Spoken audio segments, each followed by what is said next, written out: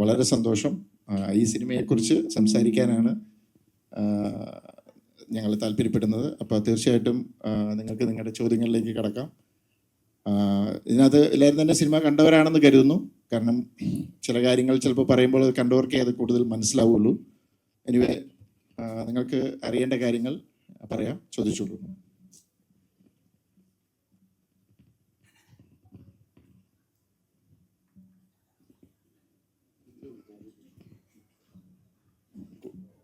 കൂടുതൽ മൈക്ക് വേണോ? Hi sir. Hi. So mummy and me എന്ന് പറയുന്ന ഒരു മൂവിയും പാരന്റിങ് ബേസ്ഡ് മൂവിയായിരുന്നു. ഈ ഒരു മൂവിയിലോട്ട് വരുമ്പോഴും ആ ഒരു ടോപ്പിക്ക് വന്നിട്ടുണ്ട്. എന്തുകൊണ്ടാണ് വീണ്ടും പാരന്റിങ് എന്ന് പറഞ്ഞ ടോപ്പിക് എടുത്തത്? ഇത് ഞാൻ എടുത്ത ടോപ്പിക്കല്ല. ഇതിൻ്റെ റൈറ്റർ ഡിനു തോമസ് ഈലൻ എന്ന് പറഞ്ഞ പയ്യനാണ് കുദാശ എന്ന് പറയുന്ന സിനിമ ചെയ്തത്. അപ്പം ആ സിനിമ ഇതിൻ്റെ കഥ വന്ന് എന്നോട് പറഞ്ഞപ്പോൾ, കഥ തുടങ്ങിക്കഴിഞ്ഞപ്പോൾ ഞാൻ നോക്കി കഴിഞ്ഞപ്പോൾ ഒരു ടിപ്പിക്കൽ ത്രില്ലർ സിനിമയുടെ മൂഡിൽ പോകുന്ന ഒരു സിനിമ. പക്ഷേ കുറച്ച് കഴിഞ്ഞപ്പോൾ എനിക്ക് മനസ്സിലായി ഇതൊരു ടിപ്പിക്കൽ ത്രില്ലർ അല്ല. ഇത് വേറൊരു, ഇതിനകത്തൊരു ഇമോഷണൽ സൈഡുണ്ട്. അത് ഇതിൻ്റെ പേരൻറ്റിങ് എന്നൊക്കെ പറയുന്ന ആ ഒരു ഏരിയ വന്നപ്പോൾ തീർച്ചയായിട്ടും ഞാനിപ്പോഴും വിശ്വസിക്കുന്നൊരു കാര്യമുണ്ട്. നമുക്കൊരു സിനിമ ചെയ്യുമ്പോൾ ഓഫ് കോഴ്സ് കൊമേഴ്സ്യലാണ് സിനിമ, അതിനകത്തൊരു ബിസിനസ് ഉണ്ട്. അക്കൂട്ടത്തിൽ സൊസൈറ്റിക്ക് നല്ലൊരു മെസ്സേജ് തരാൻ പറ്റുമെങ്കിൽ അത് നല്ല കാര്യം തന്നെയാണ്. അത് മമ്മി ആൻഡ് മീയിൽ എനിക്ക് സാധിച്ചു. പിന്നെ വേറെ അങ്ങനെ ഒന്ന് രണ്ട് ചില സിനിമകൾ. അപ്പോൾ ഇതിനകത്തും എനിക്ക് എന്നെ അട്രാക്ട് ചെയ്ത ഫാക്ടർ അതാണ്. കാരണം അപ്പോൾ ബേസിക്കലി ഇപ്പം ഭയങ്കര പ്രസക്തമായ ഒരു ഇതാണ് പേരൻറ്റിങ്. ഭയങ്കര കോംപ്ലിക്കേറ്റഡ് ആണ് ഇപ്പോഴത്തെ എന്താ പറയുക, പേരൻസും മക്കളുമായിട്ടുള്ള അവരുടെ ഇത്. കാരണം പേരൻസിൻ്റെ രീതികൾ മാറി, പഴയ പോലെയല്ല. രണ്ടുപേരും വർക്കിംഗ് ആയിരിക്കും, അങ്ങനെയൊക്കെ ഒത്തിരി സമയമില്ല മക്കളെ നോക്കാൻ, അങ്ങനെയൊക്കെ അതുകൊണ്ടുണ്ടാകുന്ന പ്രശ്നങ്ങൾ. അപ്പോൾ ഒത്തിരി അങ്ങനത്തെ കാര്യങ്ങൾ ഇപ്പോൾ ഡിസ്കഷൻ നടക്കുന്ന ഭയങ്കര റെലവൻ്റ് ആയിട്ടുള്ള ഒരു സബ്ജക്റ്റായിട്ട് ഇത് ചെയ്തു. അത് ഇങ്ങനെ ഒരു ത്രില്ലറിൻ്റെ ഒരു മൂഡിലുള്ള സിനിമയ്ക്കകത്ത് അത് വരുന്നത് എനിക്ക് എന്നെ ഭയങ്കരമായിട്ട് അട്രാക്ട് ചെയ്തു. അത് തന്നെയാണ് ഞാനിത് സെലക്ട് ചെയ്യാനുള്ള കാരണം.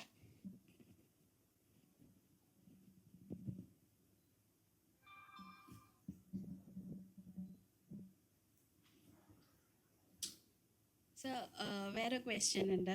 ഇപ്പോൾ കുട്ടികൾ എന്ത് തെറ്റ് ചെയ്താലും പാരൻസ് ക്ഷമിക്കും, അങ്ങനെ ഒരു രീതി കാണാറുണ്ട്. അപ്പോൾ ഇപ്പോഴത്തെ നമ്മുടെ മൂവി റിലേറ്റഡ് ചെയ്യുമ്പോൾ എങ്ങനെയാണ് അതിനെ നോക്കിക്കാണുന്നത്? മനസ്സിലായില്ല. കുട്ടികൾ എന്ത് തെറ്റ് ചെയ്താലും പാരൻസ് ക്ഷമിക്കും, അങ്ങനൊരു രീതി നമ്മൾ കാണാറുണ്ടല്ലോ. അപ്പോൾ നമ്മുടെ മൂവി റിലേറ്റ് ചെയ്യുമ്പോൾ എങ്ങനെയാണ് അതിനെ നോക്കിക്കാണുന്നത്? കുട്ടികളുടെ തെറ്റുകൾ പാരൻസ് ക്ഷമിക്കും. അത് ക്ഷമിക്കാവുന്ന തെറ്റുകൾ ക്ഷമിക്കാം, പക്ഷെ ചില തെറ്റുകൾ ചിലപ്പോൾ ക്ഷമിക്കാൻ പറ്റിയെന്ന് വരില്ല.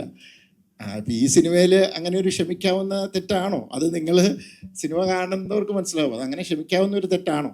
അത് നിങ്ങൾ ആലോചിച്ച് നോക്കുക. ഞങ്ങളുടെ ഒരു ഇതില്ലാതെ അതൊരു ക്ഷമിക്കാവുന്ന തെറ്റായിട്ട് തോന്നിയിട്ടില്ല. വേറൊരു മൈക്കൂടെ ഉണ്ടെങ്കിൽ, അല്ലെങ്കിൽ ഡിലേ വരുന്നതാ, നമുക്ക് കുറച്ച് സമയമുള്ളൂ. Sir, good morning. Morning. Okay, ഇപ്പോൾ ഈ സിനിമ റിലീസ് ആയതിനു ശേഷം എല്ലാ സിനിമകളും ഈ ഓൺലൈൻ പ്ലാറ്റ്ഫോമുകളായിട്ടുള്ള ഒരുപാട് ഇതിൽ റിവ്യൂ, നെഗറ്റീവ് കമൻറ്റുകളൊക്കെ പെട്ടെന്ന് പ്രചരിക്കുന്ന ഒരു കാലഘട്ടമാണ്. നമ്മളെ മലയാളികളെ സംബന്ധിച്ചിടത്തോളം ഈ റിവ്യൂ കണ്ടതിന് ശേഷം മാത്രം ഈ സിനിമയെ വിലയിരുത്തുന്നവരല്ലേ, അത് കാണാൻ വേണ്ടി വരുന്നവരും കാണാതിരിക്കാൻ പോകുന്നവരുമുണ്ട്. അപ്പോൾ അങ്ങനെ എന്തെങ്കിലും ഒരു ഘടകം ഈ റിലീസ് സമയത്തോ അത് കഴിഞ്ഞോ പ്രേക്ഷകരെ തിയേറ്ററിലേക്ക് കൊണ്ടുവരുന്നതിൽ ഒരു കുറവ് വന്നിട്ടുണ്ടോ? അല്ല, എനിക്ക് തോന്നുന്നത് അത് എൻ്റെ ഈ ഒരു സിനിമ എന്നല്ല, എല്ലാ സിനിമകളിലും ഫേസ് ചെയ്യുന്ന ഒരു ഇതാണ്. ചിലർക്ക് റിവ്യൂസിനോട് അഭിപ്രായ വ്യത്യാസമുണ്ട്. എന്നെ സംബന്ധിച്ചോളം ഞാൻ റിവ്യൂസിനോട് എനിക്ക് അഭിപ്രായ വ്യത്യാസമൊന്നുമില്ല. റിവ്യൂസ് പറയുന്നവർ അവരുടെ കാഴ്ചപ്പാട് പറയുന്നു, അത് ജെനുവിനായിട്ട് അവർ പറയുമ്പോൾ അതിനകത്ത് കുഴപ്പമില്ല. പക്ഷേ അതിനകത്തൊരു എന്താ പറയുക, ചില താല്പര്യങ്ങൾ വെച്ചിട്ട് പറയുന്നവർ, അവിടെയാണ് അതിൻ്റെ പ്രോബ്ലം. പക്ഷേ അങ്ങനെയുള്ളവരെ പെട്ടെന്ന് നമുക്ക് തിരിച്ചറിയാൻ പറ്റും. പിന്നെ ഇതിനകത്ത് സിനിമകളിൽ ഇതിനു മുമ്പ് ഇത് ചർച്ച വന്നിട്ടുള്ളൊരു ഇതാണ്. അപ്പം സോഷ്യൽ മീഡിയയിൽ ഇങ്ങനെ ഒരു നെഗറ്റീവ് ഇത് ചെയ്യുന്നു, അല്ലെങ്കിൽ എന്താ പറയുക, റിവ്യൂകളിൽ ഇങ്ങനെ നെഗറ്റീവ് വരുന്നു. പക്ഷേ എന്നിട്ടും ഇവിടെ സിനിമകൾ ഓടിയിട്ടുണ്ട്. കാരണം എൻഡ് ഓഫ് ദ ഡേ ഇപ്പോൾ എനിക്ക് തോന്നുന്നത് ഒത്തിരി ആൾക്കാർ, ഇപ്പം ഞാനടക്കം, നമ്മൾ റിവ്യൂവിനേക്കാളും ഡിപ്പെൻഡ് ചെയ്യുന്നത് നമ്മുടെ ഫ്രണ്ട്സ്, അവർ പറയുന്ന. കാരണം ചിലപ്പോൾ ഇത് നമുക്ക് വിശ്വസിക്കാൻ പറ്റത്തില്ല ഇത് എത്രത്തോളം ശരിയാണെന്ന്. ചിലപ്പോൾ എൻ്റെ കാഴ്ചപ്പാടിലുള്ള അയാൾ ടേസ്റ്റിലുള്ള ഒരാളല്ല റിവ്യൂ പറയുന്നെങ്കിൽ ചിലപ്പോൾ അയാൾക്ക് ആ സിനിമ ഇഷ്ടപ്പെടത്തില്ല, എനിക്ക് ചിലപ്പോൾ ഇഷ്ടപ്പെടും. അപ്പോൾ കൂടുതലും ഫ്രണ്ട്സും ഇവരും സജസ്റ്റ് ചെയ്യുമ്പോഴേ ഞാൻ സിനിമ കാണും. ഇപ്പം അങ്ങനെ പോകുന്ന ഒത്തിരി ആൾക്കാരുണ്ട്. ഇപ്പം തന്നെ ഈ ഞാനിങ്ങനെ വന്നപ്പോൾ തന്നെ എനിക്ക് ഒത്തിരി പേഴ്സണൽ മെസ്സേജസ് വരുന്നുണ്ട്. എനിക്ക് അറിയാൻ മേലാത്തവരും 4-5 വർഷം കൂടി ഞാനിപ്പോൾ ഇവരെ കാണിച്ചുള്ളൂ.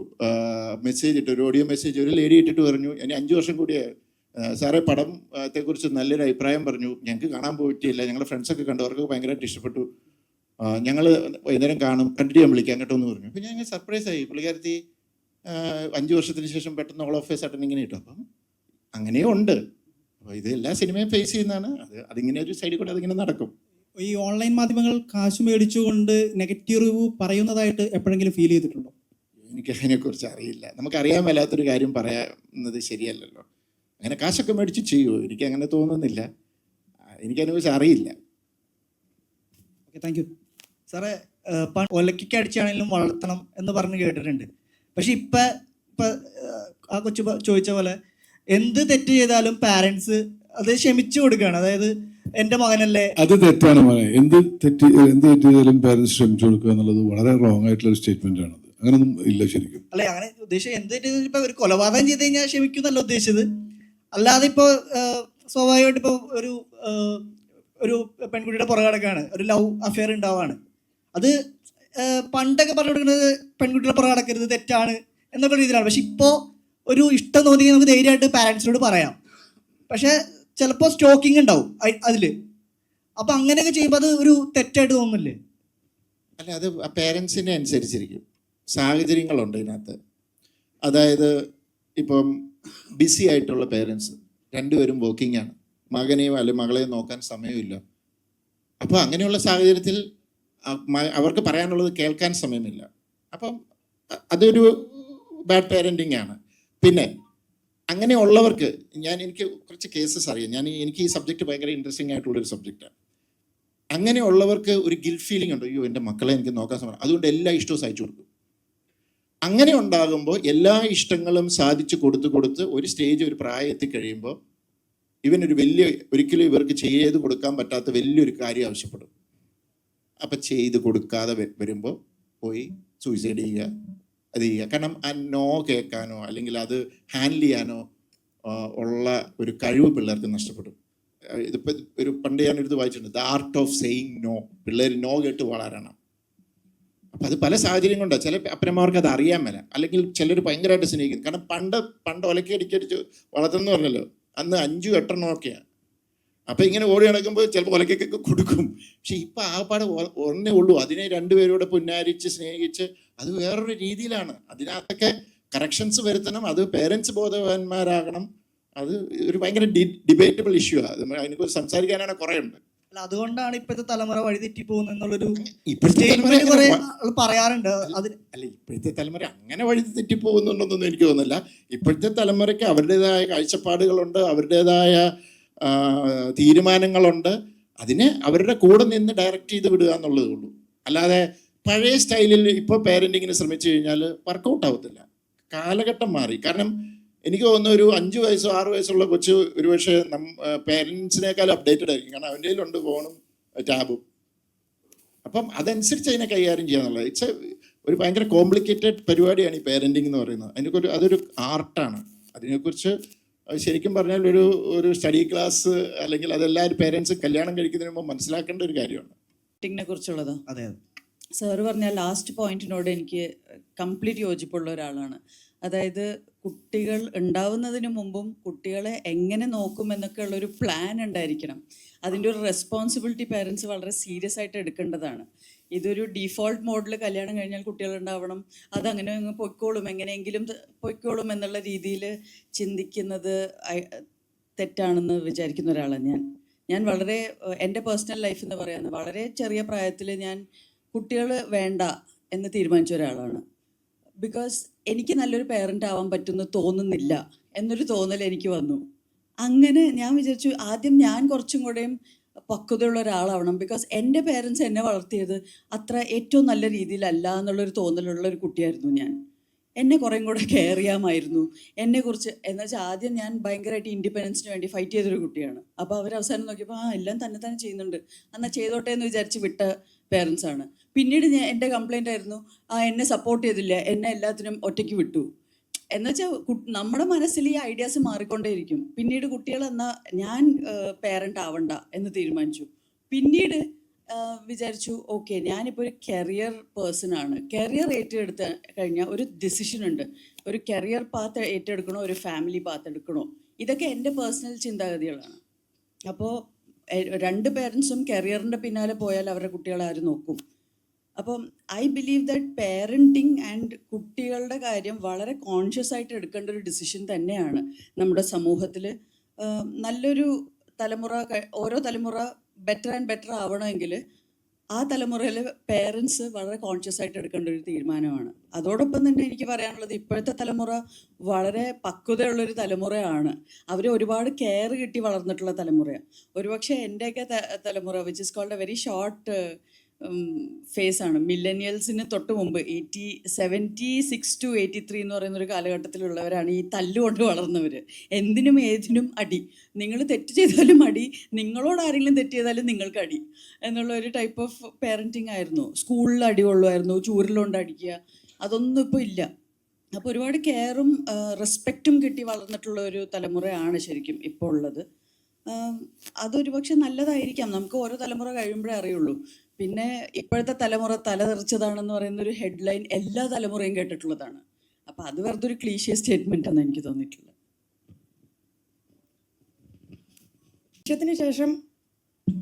ദൃശ്യത്തിന് ശേഷം താങ്കൾ പ്രേക്ഷകർ ഒരു സ്റ്റാൻഡേർഡ് ഉണ്ട്. പക്ഷേ എന്നാൽ ഈ സിനിമയിലോട്ട് വരുമ്പോൾ ഇൻവെസ്റ്റിഗേഷൻ ഭയങ്കര ലാസിയാണെന്നും പിന്നെ പഴയ നിലവാരം ഇല്ലാന്നും റിവ്യൂസ് വരുന്നുണ്ട്. അപ്പോൾ പ്രേക്ഷകരെ സാറ് അണ്ടർ എസ്റ്റിമേറ്റ് ചെയ്തതാണോ ജിത്തു ജോസഫ് എന്ന? ഒരിക്കലും ഇല്ല. ഞാൻ ഏറ്റവും കൂടുതൽ പ്രേക്ഷകരെ ബഹുമാനിക്കുകയും, ഒന്നാമത് മലയാളി പ്രേക്ഷകർ ഇത്രയും ഭയങ്കര ഒരു എന്താ പറയുക, വേറൊരു എഡ്യൂക്കേറ്റഡ് ആണ്, വേറൊരു ലെവലിൽ ചിന്തിക്കുന്ന പ്രേക്ഷകർ തന്നെയാണ്. അതുകൊണ്ട് തന്നെയാണ് ഞാൻ ഇങ്ങനത്തെ കുറച്ച് ഡിഫറെൻ്റ് ആയിട്ട് രീതിയിൽ ചിന്തിക്കാൻ എന്നെ പ്രേരിപ്പിക്കുന്നത്. പിന്നെ പ്രേക്ഷകർക്ക് പല രീതിയിൽ ടേസ്റ്റ് ഉള്ളവരുണ്ട്. ഇപ്പം ഞാൻ പറയാം, ഈ സിനിമയ്ക്ക് ഒരു ത്രില്ലർ ഒരു കവറുണ്ട്, ത്രില്ലർ മൂഡുണ്ട് ഇതിൻ്റെ ട്രെയിലറും ടീസറും വന്നപ്പോൾ.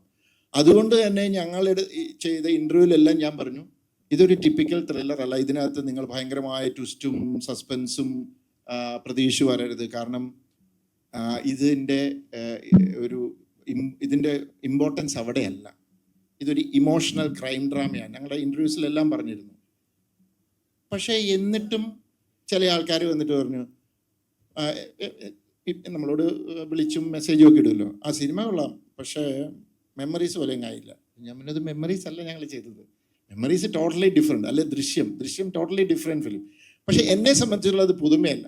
കാരണം ഞാൻ ലൈഫ് ഓഫ് ജോസൂട്ടി എന്ന് പറഞ്ഞ സിനിമ ചെയ്തപ്പം, ദൃശ്യം കഴിഞ്ഞ് ഇമീഡിയറ്റ് ചെയ്തപ്പോൾ ഞാൻ എൻ്റെ ടാഗ്ലൈൻ തന്നെ no suspense no twist, only life of Josutty എന്ന് എഴുതിയിട്ട് ആ പടത്തിലും ട്വിസ്റ്റ് പ്രതീക്ഷിച്ച ആൾക്കാരാണ് എന്നെ വിളിച്ചപ്പം, ചേട്ടാ എന്തെങ്കിലും ഒരു ട്വിസ്റ്റ് ഉണ്ടാവും എന്ന് വിചാരിച്ചു. അപ്പോൾ അത് അങ്ങനെ കരുതുന്നവർക്ക് പടം നിരാശയായിരിക്കാം. അതുകൊണ്ടാണ് അങ്ങനെ നിരാശപ്പെടാതിരിക്കാൻ വേണ്ടി തുടക്കത്തിൽ അത് പറഞ്ഞു. ഇത് ശരിക്കും ഒരു ത്രില്ലർ. ഇതിനെക്കുറിച്ച് ഒരാൾ, ഞാൻ ഇത് പേര് പറയുന്നില്ല, ഒരാൾ റിവ്യൂ ചെയ്തിരുന്നു, എനിക്ക് ഭയങ്കരമായിട്ട് ഇഷ്ടപ്പെട്ടു. പുള്ളിക്ക് അത് കറക്റ്റായിട്ട് കിട്ടി. പുള്ളി പറഞ്ഞു, ഇതിനകത്ത് സസ്പെൻസും ഇതൊന്നുമല്ല, ഇതിനകത്ത് നല്ലൊരു സോഷ്യൽ മെസ്സേജുള്ള നല്ല ഒരു മാറ്റർ ഒരു ത്രില്ലർ ജോണറിനകത്തുകൂടെ പറഞ്ഞുപോയി. അത് ഭയങ്കര രസമായിട്ട് അത് പറഞ്ഞിട്ടുണ്ട് എന്ന് പറഞ്ഞു. അത് കിട്ടിയവർക്ക് അത് കിട്ടും. അപ്പം അല്ലാത്തവരിപ്പോൾ സസ്പെൻസ് പ്രതീക്ഷിച്ച് വരുന്ന ഒരാൾക്ക് അത് കിട്ടാതെ വരുമ്പോൾ നിരാശപ്പെടും, സ്വാഭാവികമാണ്. അപ്പം ഞാനൊരിക്കലും അണ്ടർ എസ്റ്റിമേറ്റ് ചെയ്ത് കണ്ടതല്ല. നമ്മൾ പ്രേക്ഷകർക്ക്, മലയാളി പ്രേക്ഷകർ, ഞാൻ അത്രയും പ്രബുദ്ധരായ പ്രേക്ഷകരെന്ന് കരുതുന്നതുകൊണ്ടാണ് ഇങ്ങനെ ഒരു മാറ്റത്തിന് ഞാൻ ധൈര്യപ്പെടുന്നത്. കാരണം അല്ലെങ്കിൽ അവർ നിലം തൊടാതെ പോകും. അപ്പം നമ്മളെ സംബന്ധിച്ചോളം ഇപ്പോൾ കിട്ടുന്ന ഫീഡ്ബാക്സിലും അതാണ്. എല്ലാവരും ഫാമിലി ആയിട്ടും അല്ലാതെയും എന്നെ ഒത്തിരി പേര് വിളിച്ച് പറയുന്നുണ്ട്. അതിന് അഭിപ്രായ വ്യത്യാസമുള്ളവരുണ്ട്. It's not a perfect cinema, flaws ഒക്കെ ഉണ്ട് ഇതിനകത്ത്. തന്നെ കുറേ ലോജിക് ഇഷ്യൂസ് ഒക്കെ നമ്മൾ ഇത് ചെയ്തു. കാരണം ഒരു സിനിമാറ്റിക് എക്സ്പീരിയൻസ് കൊടുക്കുക, അതിനകത്ത് ഒരു ഇമോഷൻ വർക്കൗട്ട് ചെയ്ത് അതിനെ ഇമോഷണലി കൊണ്ടുപോവുക, അതിന് വേണ്ടിയിട്ട് കുറച്ച് ചെറിയ കാര്യങ്ങളൊക്കെ വിട്ടുവീഴ്ച ചെയ്തിട്ടുണ്ട്. പക്ഷെ അത് ആ സിനിമയെ ഫീൽ ചെയ്യുന്നുണ്ടെന്നാണ് ഞങ്ങൾക്ക് കിട്ടുന്ന റിപ്പോർട്ടിൽ നിന്ന് ഞങ്ങൾ മനസ്സിലാകുന്നത്. ബിജുടാ,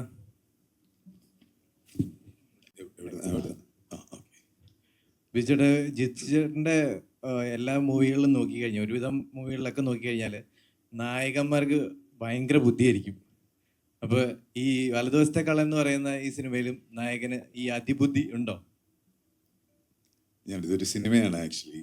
ഇതിൻ്റെ കഥ കേൾക്കുമ്പോൾ നമുക്ക് ഇഷ്ടപ്പെടുന്ന അതിൽ എന്തെങ്കിലും ഒരു എലമെൻ്റ് ഉണ്ടാവില്ല. അപ്പോൾ എനിക്കൊരു ഒരു ആ രീതിയിൽ ആൾക്കാർക്ക് കാണാവുന്ന ഒരു സിനിമ, ചെറിയൊരു ത്രില്ലുണ്ട്, ഒരു ക്രൈമുണ്ട്, അങ്ങനെ എൻഗേജ് ചെയ്യിക്കുന്നൊരു സിനിമ. പിന്നെ ജിത്തുവിൻ്റെ ഒരു സിനിമ എന്നാണ് നമ്മൾ ആദ്യം പ്രയോറിറ്റി ഇല്ല നമ്മൾ കാണും.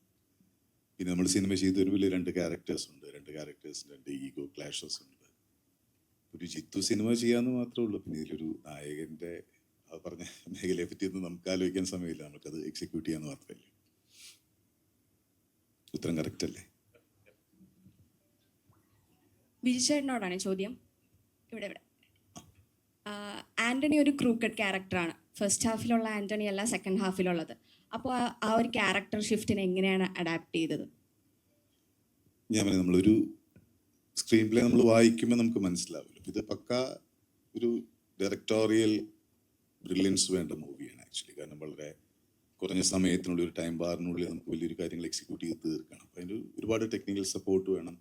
നമ്മൾ അഭിനയിച്ചുകൊണ്ട് മാത്രമായില്ല, അപ്പോൾ എല്ലാം ഒരു ടീം വർക്കാണ്. അപ്പോൾ ആ ടീം വർക്കിൽ നമ്മളിന്ന് ചെയ്തു. പിന്നെ ഇതൊരു കുറഞ്ഞ സമയത്തിനുള്ളിൽ നടക്കുന്ന, 1 മണിക്കൂറിനുള്ളിൽ 2 മണിക്കൂറിനുള്ളിൽ നടക്കുന്നതാണ് നമ്മുടെ ഇൻ്റർവെല്ലിന് ശേഷമുള്ളൊരു ഏരിയയാണ്. അപ്പോൾ അത് എത്രത്തോളം ബ്രില്യൻ്റ് ആക്കാൻ പറ്റുന്നുള്ള രീതിയിൽ ഞങ്ങൾ ഡിസ്കഷനും കാര്യങ്ങളും മാക്സിമം ചെയ്യാന്നല്ലാതെ എനിക്ക് കഥയ്ക്കപ്പുറമോ അല്ലാത്ത രീതിയിലും എനിക്കൊന്നും ചെയ്യാൻ സാധിക്കുന്നില്ല. അതിനോട് മാക്സിമം നീതി പുലർത്തുക, ആ ടെൻഷൻ മാക്സിമം ത്രൂ ഔട്ട് കൊണ്ടുപോകാൻ നോക്കുക. പിന്നെ നമ്മൾ പല ദിവസങ്ങളിൽ ഷൂട്ട് ചെയ്യുമ്പോൾ ഈ 1 മണിക്കൂറിനുള്ളിൽ ഷൂട്ട് ചെയ്യുന്നത് നമ്മൾ 10-30 ദിവസം എടുത്തിട്ടാണ് ചെയ്യുന്നത്. പല സീൻസും പല ഓർഡറിലല്ല. അപ്പോൾ ഇതിൻ്റെ ഒരു ഓർഡർ കണ്ടിന്യൂറ്റി പറ്റി അങ്ങനത്തെ മേഖലകളിലൊക്കെ ആയിരിക്കും നമ്മുടെ ഒരു ടെൻഷൻ. നമ്മുടെ ഒരു ആക്ടിങ് കണ്ടിന്യൂറ്റി എപ്പോഴും ഫോളോ ചെയ്യണം എന്നുള്ള അങ്ങനത്തെ മേഖലയിലൊക്കെയാണ്. പിന്നെ വളരെ ഞങ്ങൾ എൻജോയ് ചെയ്ത് ഷൂട്ട് ചെയ്തൊരു സിനിമയാണ്. പിന്നെ ഫുൾ നൈറ്റായിരുന്നു ഷൂട്ടിങ്. ഒരു നല്ല സിനിമ ചെയ്തു എന്നുള്ളൊരു സന്തോഷമുണ്ട്. ഇത് ശരിക്കും പറഞ്ഞാൽ ചോദ്യത്തിനകത്ത് ഇതുണ്ട്. ഇത് ഭയങ്കര ടഫായിട്ടുള്ളൊരു ഇതാണ്. അപ്പം എനിക്ക് തോന്നുന്നത് ബിജുവിനെ പുൾ ഓഫ് ചെയ്യാൻ പറ്റുന്ന, ബിജു അത്രയും സീസൺഡ് ആയിട്ടുള്ള ഒരു ആക്ടർ ആയതുകൊണ്ടാണ്. ഒരു സ്ക്രിപ്റ്റ് വായിക്കുമ്പോൾ എപ്പോഴും ഒരു ആക്ടർ ഓക്കെ അതൊന്ന് രൂപപ്പെട്ട് മനസ്സിലൊരു ഐഡിയ വരും. പക്ഷെ അത് ചിലപ്പോൾ പല ദിവസങ്ങൾ കൊണ്ട് നടക്കുന്ന കഥയായിരിക്കും.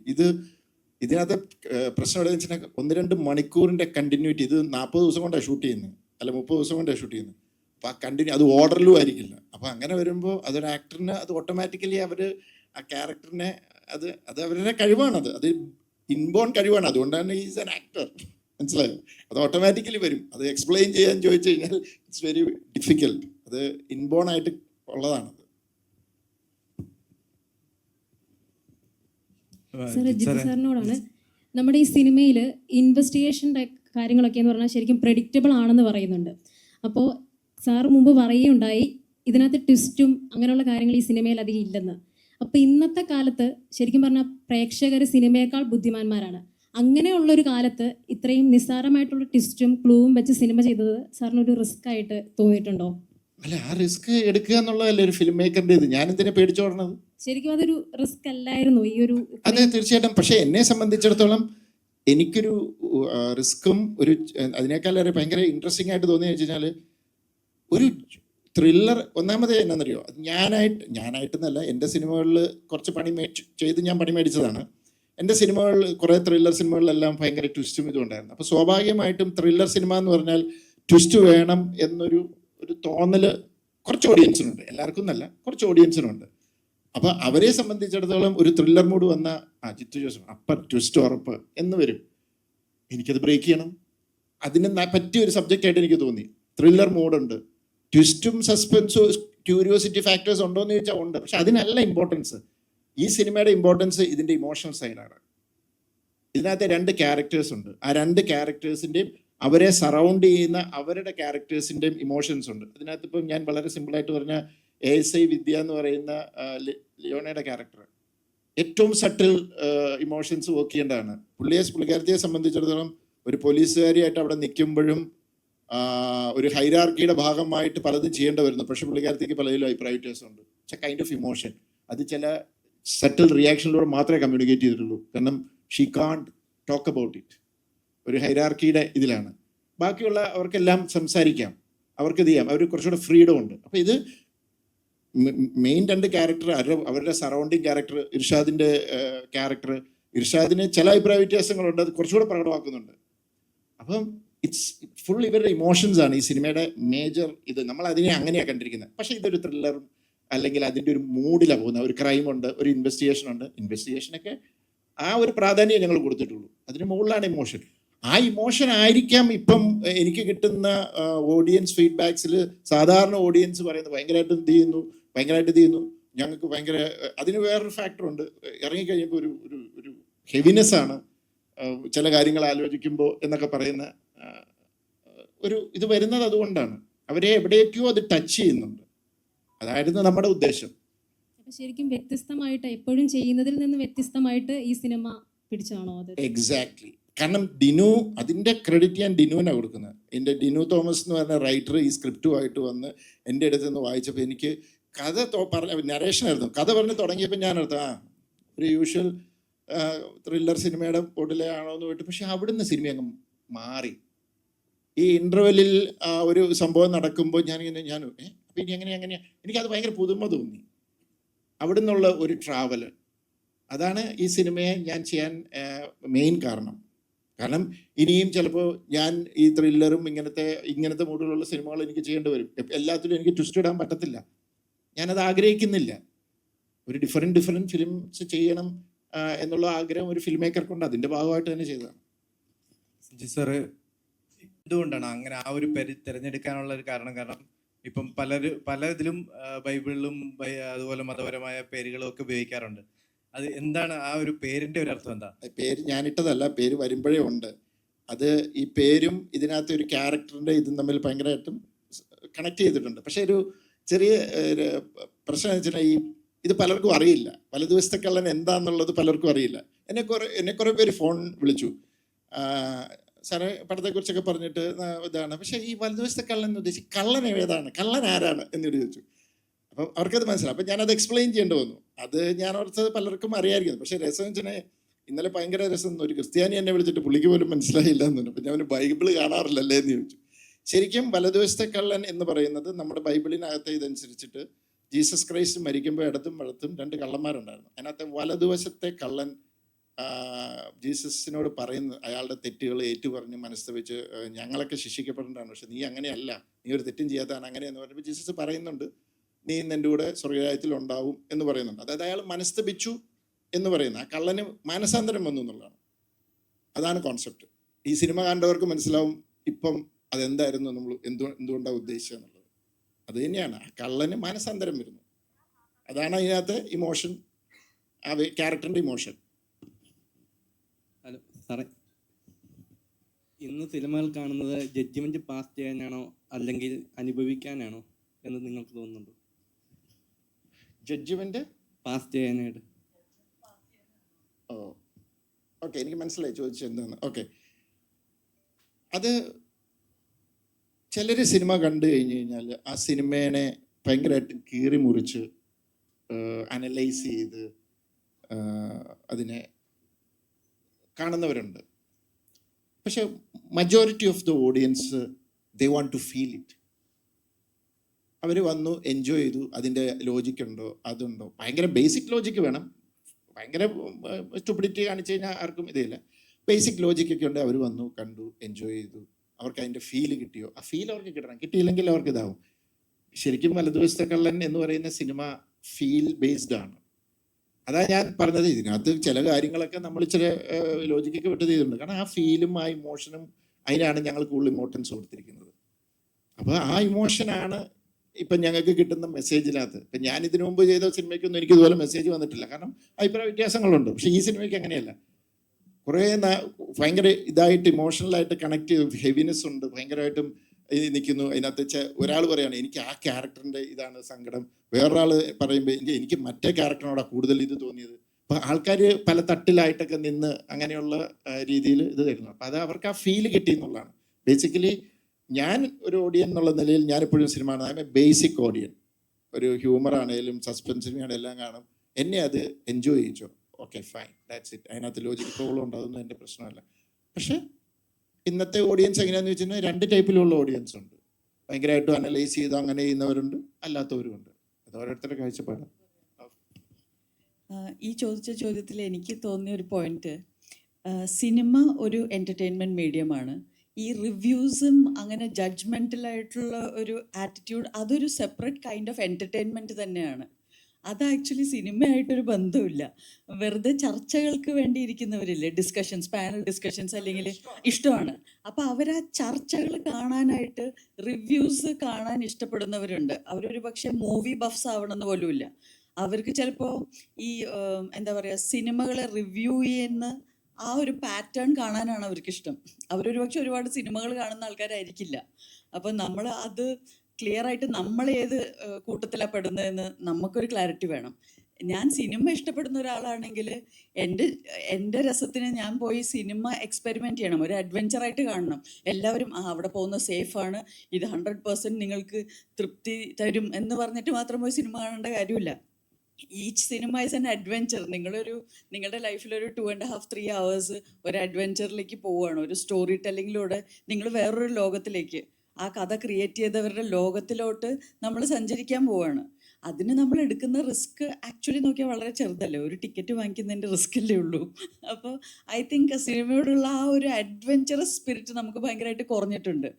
എല്ലാവരും റിവ്യൂസ് പറഞ്ഞ് എല്ലാവരും നല്ലത് പറഞ്ഞതിന് ശേഷം ഞാൻ പോയി കാണാം, പിന്നെ എന്താ അതിലുള്ള ത്രില്ല്?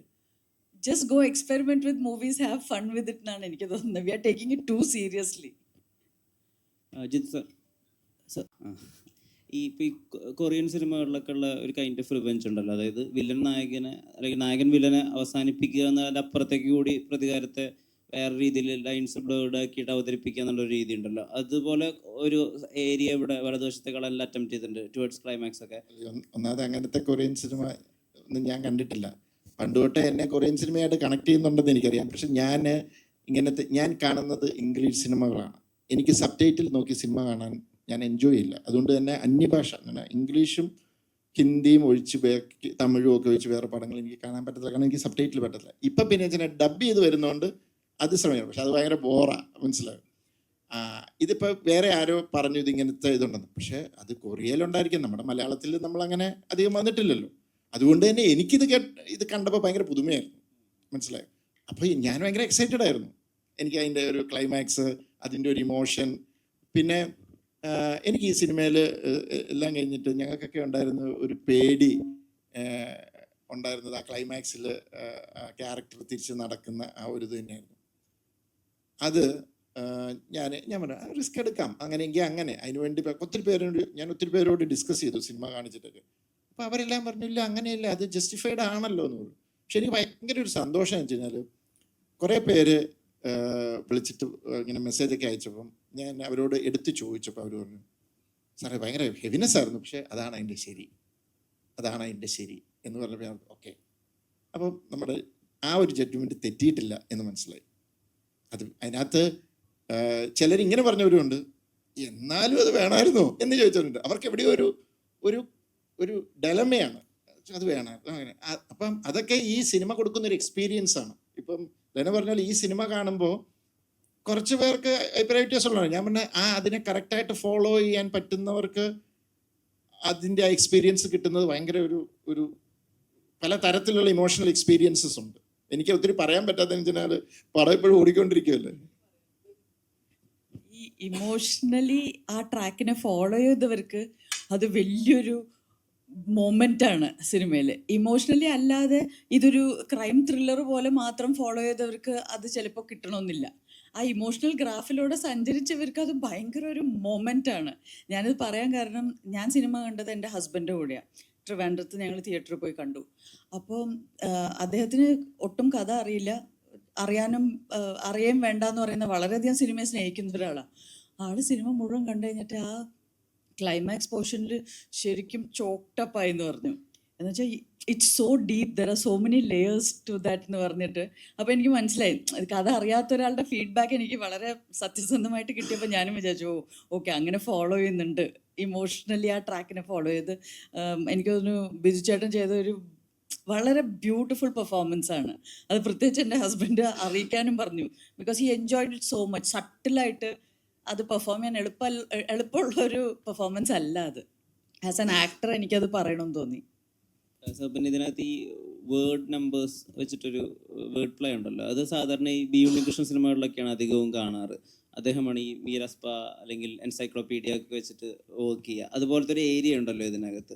സോ അത് ഓഡിയൻസിന് എങ്ങനെ കണക്റ്റ് ആവും? അത് കുറച്ചധികം ചിന്തിക്കേണ്ട വരുമോ ഓഡിയൻസിന്? ആ ഏരിയയിൽ എന്തെങ്കിലും ഡൗട്ട്ഫുൾ ആയിട്ട് ഒരു ഏരിയ ഉണ്ട്? ആ ഏരിയയിൽ സെക്കൻഡ് ഹാഫിൽ മൊത്തത്തിൽ ഇപ്പോൾ ഇതിനകത്തൊരു ഇതുണ്ട്. കുറച്ച് പേർക്ക് സിനിമ ഇഷ്ടപ്പെടും, ചിലർ പറയുന്നുണ്ട് ചില കാര്യങ്ങൾ മനസ്സിലായില്ല, കിട്ടിയില്ല എന്ന് പറയുന്നുണ്ട്.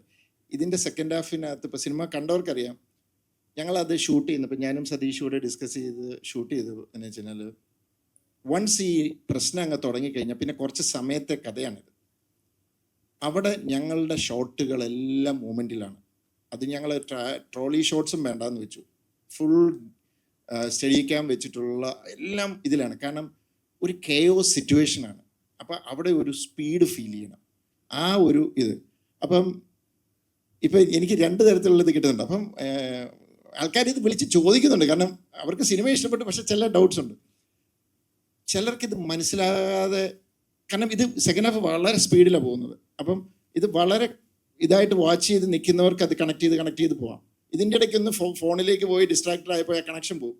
അങ്ങനെ കണക്ഷൻ പോകുന്നവർക്ക് പിന്നെ പറയുന്നത് കിട്ടിയില്ല. ടോട്ടാലിറ്റിയിലാക്കെ സിനിമ കൊള്ളാം, പക്ഷെ അത് കിട്ടിയില്ല, അവിടെ ലാഗ് ഫീൽ ചെയ്തു. കാരണം മനസ്സിലാകുന്നില്ല, ഫോളോ ചെയ്യാൻ പറ്റുന്നില്ല. ഫോളോ ചെയ്തവർക്ക് ഭയങ്കരമായിട്ട് അവർ എക്സൈറ്റഡ് ആയിട്ട് പറയുന്നുണ്ട്, അത് ഭയങ്കര ഇതായിട്ട് വന്നു എന്നുള്ളത്.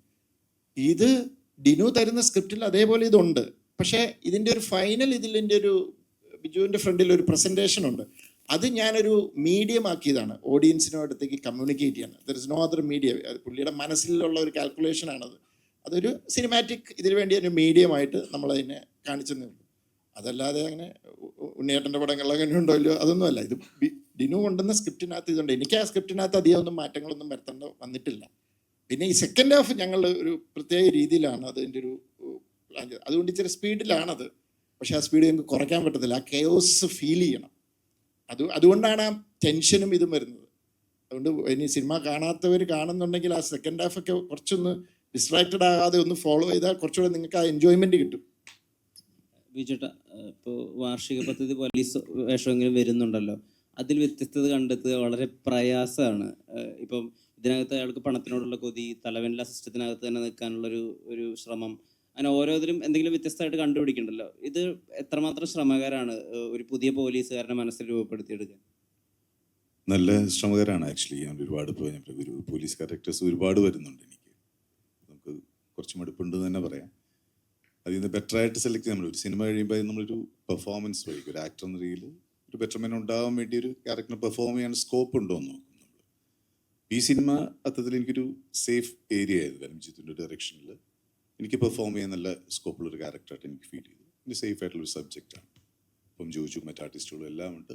ആ രീതിയിൽ വേറൊരു നെഗറ്റീവ് ഷെയ്ഡുണ്ട് ഇത് ഈ ക്യാരക്ടറിന്. ഒരുപാട് ഇമോഷണൽ, അങ്ങനത്തെ ഒരുപാട് തലങ്ങളെ കൂടെ നമുക്ക് ആക്ടർ എന്ന രീതിയിൽ പരീക്ഷണം നടത്താനുള്ള ഏരിയകളുണ്ട്. എനിക്ക് വിറ്റമിന് സ്കോപ്പ് ഉണ്ട്. ആ രീതിയിലാണ് സെലക്ട് ചെയ്യുന്നത്. ഇനിയിപ്പോൾ വനിതാ പോലീസും കൂടി ഉള്ളൂ ചെയ്യാൻ. ഈ നെഗറ്റീവ് ഷെയ്ഡ്സ് എൻജോയ് ചെയ്യുന്നുണ്ടോ? അത് അതിനെക്കുറിച്ചൊരു സ്വാതന്ത്ര്യം കിട്ടുന്ന പോലെ തോന്നുന്നുണ്ടോ? എനിക്കിഷ്ടമാണ് ആക്ച്വലി ചെയ്യാൻ, വളരെ ഇഷ്ടമാണ് എനിക്ക്. അത് പെർഫോം ചെയ്യാൻ സ്കോപ്പ് കൂടുതൽ അവിടെ. മറ്റേ നമുക്ക് കുറച്ച് റെസ്ട്രിക്ഷൻ ഉണ്ടാവും. ഒരു ലീഡർ റോൾ, ഒരു ഹീറോ എന്നൊക്കെ പറയുമ്പോൾ കുറച്ച് എവിടെയെങ്കിലും നമ്മളെ കിട്ടിയിടേണ്ടി വരും. ഇത് വലിയ കിട്ടുപാടുകളില്ലാതെ നമുക്ക് കൊണ്ടുപോകാമെന്നു, അടിയൂരി രക്ഷപ്പെട്ടു പോകാമെന്നു നെഗറ്റീവ് ഷെയ്ഡ്സ് തന്നെയാണ്. സട്ടിലിറ്റി ഉണ്ടല്ലോ ഇതിനകത്ത്. അയാൾക്ക് ഒരു പ്രത്യേക കാര്യത്തിനോടുള്ള ഒരു ആർത്തി കാണിക്കുന്ന സട്ടിലിറ്റി ഉള്ള ഒരുപാട് പോർഷൻസ് ഉണ്ട്. ഫ്ലാഷ് ബാക്കിലും ഇൻട്രൊഡക്ഷൻ സീൻ തന്നെ അങ്ങനെയാണ്. അപ്പം അവിടെ എന്തായിരുന്നു കമ്മ്യൂണിക്കേഷൻ? എങ്ങനെ ഇയാൾക്ക് ഒരു കാര്യത്തിനുള്ള ഒരു കൊതി എങ്ങനെ കാണിക്കണം, അതെങ്ങനെ കമ്മ്യൂണിക്കേറ്റ് ആവണമെന്നായിരുന്നു ഒരു ഡിസ്കഷൻ. അപ്പോൾ ഡിനു എഴുതിയിട്ടുള്ള പോലെ തന്നെ ജിത്തുമായിട്ട് നമ്മൾ ഓരോ സീനും നമ്മൾ സംസാരിക്കുമല്ലോ. അപ്പോൾ നമ്മൾ ഇപ്പോൾ ആദ്യം ഈ സീൻ എടുക്കുമ്പോൾ തന്നെ എനിക്ക് തോന്നുന്നു സ്റ്റോർഡറിൽ എടുത്തത് ആ സീൻസ് തന്നെ ആയിരുന്നു. എടുത്തപ്പോൾ നമ്മൾ അതിൽ എവിടെയൊക്കെയോ എവിഡൻ്റ് ആയിട്ട് തോന്നും ഇയാൾക്കൊരു ഷെയ്ഡ് ഉണ്ടെന്ന് തോന്നുന്നു. അപ്പോൾ അങ്ങനെ പോകണോ ജിത്തു, നമ്മൾ ഒളിച്ചു വെച്ചിട്ട് പിന്നെ റിവീൽഡ് ആയാൽ മതി. ജിത്തുവിന് കിട്ടിപ്പോയിക്കോട്ടെ. അങ്ങനെ നമ്മൾ തുടക്കത്തിൽ അങ്ങനെ തന്നെയാണ് ആൻ്റണി എസ്റ്റാബ്ലിഷ് ചെയ്യുന്നതും കൊണ്ടുപോകുന്നതും. ആ ഒരു ചെറിയൊരു കറക്ഷൻ്റെ ഏരിയ ഒക്കെ ഉണ്ട്. അപ്പോൾ ആ രീതിയിലാണെന്നൊക്കെ ഓരോ സീനിന് മുമ്പ്. കാരണം ഇത് കുറച്ച് റിസ്ക് ഉണ്ടായിരുന്നു ഷൂട്ട് ചെയ്യാനായിട്ട്. കാരണം ഈ ചെറിയ ടൈം ബാറിൻ്റെ ഉള്ളിൽ നടക്കുന്ന ഒരു സ്റ്റോറി ആയതുകൊണ്ട് പാളിപ്പോകാൻ വളരെ ചാൻസുകളുണ്ട്. കാരണം നമ്മൾ പല ദിവസങ്ങളിലും പല സമയത്തും ഷൂട്ട് ചെയ്യുന്നതുകൊണ്ട് ഈ കണ്ടിന്യൂറ്റി നമുക്ക് വലിയ ബുദ്ധിമുട്ടാണ് അത് മെയിൻറ്റെയിൻ ചെയ്യാനായിട്ട്. കാരണം വന്നൊരു സ്പീഡും ഒക്കെ മാനേജ് ചെയ്യാൻ ഭയങ്കര ബുദ്ധിമുട്ട്. അപ്പോൾ നമ്മുടെ ഏരിയ ഇപ്പോൾ ഓരോ സീനിന് മുമ്പ് ഡിസ്കസ് ചെയ്യും നമ്മളിത് എങ്ങനെ ആയിരിക്കണം, ഇവിടെ കുറച്ചും കൂടെ ഓപ്പൺ ആയിട്ട് ചെയ്യണോ, കുറച്ചും കൂടെ സെറ്റിൽ ആയിട്ട് ചെയ്യണോ, എല്ലാം നമ്മളൊരു ടീം വർക്കാണ്, ഡിസ്കഷനിൽ പോകുന്നതാണ് ഇത്തരം സബ്ജക്ട്സ് അങ്ങനെ ഹാൻഡിൽ ചെയ്യാൻ പറ്റുമോ. അപ്പം നമ്മുടെ ഒരു ജഡ്ജ്മെൻറ്റിൽ കറക്റ്റ് എന്താണെന്ന് തോന്നുന്നു, ആ രീതിയിൽ പോകുന്നു. പിന്നെ ടോട്ടലി കാണുമ്പോൾ അത് ഓക്കെ ആയിരിക്കുന്നത് നമ്മുടെ ഒരു തീരുമാനമാണ്. വർക്കൗട്ട് ആവുമെന്ന് നമ്മൾ വിചാരിക്കണം. വർക്കൗട്ട് ആയാലും സന്തോഷം. വലിയ കാര്യം പറയുകയാണെന്ന് വെച്ചാൽ ഓരോ ഷോട്ട് കഴിഞ്ഞിട്ട് ഒരു ഷോട്ടൊക്കെ കഴിഞ്ഞിട്ട് ഞങ്ങൾ ഒരുമിച്ചിരിക്കുന്ന സമയങ്ങളിൽ വിജയൻ്റെ ആകെയുള്ള ആശങ്ക എന്ന് പറയുന്നത് അതിൻ്റെ കണ്ടിന്യൂറ്റി, അത് ഓക്കെ അല്ലടാ, ഈ ഷോട്ടും നമ്മൾ മറ്റേ ഷോട്ടും നേരത്തെ എടുത്തതായിട്ട് മാച്ച് ആവില്ല, കുഴപ്പമില്ലല്ലോ എന്നുള്ള ഭയങ്കരമായ ആശങ്കകൾ എപ്പോഴും ഷെയർ ചെയ്യുന്ന ഒരു സംഭവം ഉണ്ടായിട്ടുണ്ട്. പിന്നെ പോലീസ് ചെയ്യാനുള്ള മിടുക്കുന്നതെന്ന് അറിയില്ലേ, അച്ഛൻ പോലീസായിരുന്നു. ഇങ്ങനത്തെ ഒരു സബ്ജക്റ്റിനെ നമുക്ക് കാണുമ്പോൾ പെട്ടെന്ന് മാറ്റം തോന്നി. ഇപ്പോൾ ഒരു പേപ്പർ വെയിറ്റ് ആണെങ്കിൽ പോലും നമ്മൾ പിറ്റേ ദിവസം വേറെ അത് മാറിയിരുന്നാൽ പോലും നിങ്ങൾ കാണുന്ന ഈ 1 മണിക്കൂർ സ്പാനിൻ്റെ ഉള്ളിൽ കാണുമ്പോൾ ഭയങ്കര കണ്ടിന്യൂറ്റി ജമ്പൊക്കെ ഫീൽ ചെയ്യണം. അപ്പം അങ്ങനത്തെ ടെൻഷൻസ് നമ്മൾ ആക്ടിങ്ങിലൊക്കെ ഭയങ്കരമായിട്ട് ശ്രദ്ധിക്കുകയായിരുന്നു. എല്ലാവരുടെയും കാര്യം എല്ലാവരും ശ്രദ്ധിക്കുകയായിരുന്നു മാക്സിമം.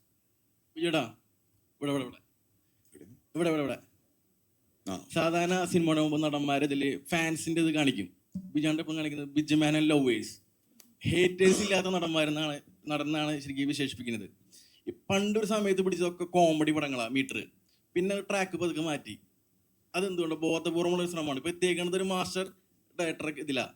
എങ്ങനെയുണ്ടായിരുന്ന എക്സ്പീരിയൻസ് ജിത്തു സാറിൻ്റെ ഒപ്പം ഉള്ളത്? പിന്നെ ഈ ട്രാക്ക് പിടിച്ചേക്കുന്നത് ബോധപൂർവമാണോ? ഒന്നും മനഃപൂർവ്വം ചെയ്യുന്നില്ല നമ്മൾ. ആദ്യം ഞാൻ ചെയ്യുന്നത് നമുക്ക് സിനിമയിൽ വരുമ്പോൾ പ്രത്യേകിച്ച് വലിയ ഗ്രാഹ്യമൊന്നും ഇല്ല എന്താ ചെയ്യേണ്ടതെന്നൊക്കെ നമ്മൾ കിട്ടുന്ന ക്യാരക്ടേഴ്സ് ചെയ്തു പോകുന്നു. പിന്നെ ബെറ്റർമെന്റിനെ നമ്മൾ ആഗ്രഹിക്കില്ല ഓരോ ക്യാരക്ടേഴ്സ്, ആ സമയത്ത് വരുന്നതനുസരിച്ച് നമ്മൾ ചെയ്തു പോകുന്നു.